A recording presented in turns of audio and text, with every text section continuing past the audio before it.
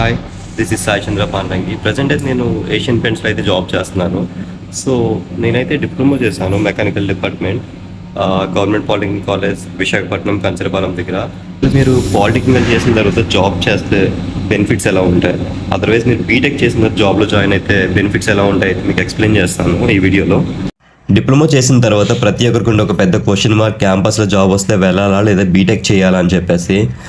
Personally నేను suggest చేసేది ఏంటి అంటే, డిప్లొమా తర్వాత మీకు క్యాంపస్లో జాబ్ వచ్చినట్లయితే మీరు జాబ్కి అయితే వెళ్ళిపోండి. బీటెక్ చేయడానికి అయితే 3 years పడుతుంది. 3 yearsలో మీరు ఒక కంపెనీలో వర్క్ చేసినట్లయితే ఫ్రమ్ ద స్క్రాచ్ నుంచి అయితే నేర్చుకోవచ్చు. మీరు ఇదర్ సేఫ్టీ రిలేటెడ్ అయ్యి ఉండొచ్చు, లేదంటే మీ కోర్ సైడ్ అయ్యి ఉండొచ్చు, లేదంటే ఇండస్ట్రియల్ కల్చర్ తెలుస్తుంది మీకు.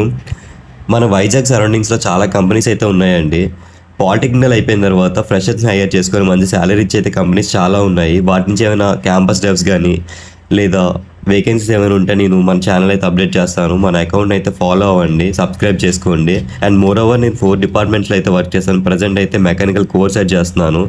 రోజు ఒక ఎక్విప్మెంట్ గురించి అయితే నేను ఎక్స్ప్లెయిన్ చేస్తాను. రిలేటెడ్గా మీ సబ్జెక్ట్లో ఉన్న ఎక్విప్మెంటే నేను ఎక్స్ప్లెయిన్ చేయడం అయితే జరుగుతుంది. సో మన ఛానల్ సబ్స్క్రైబ్ చేసుకోండి.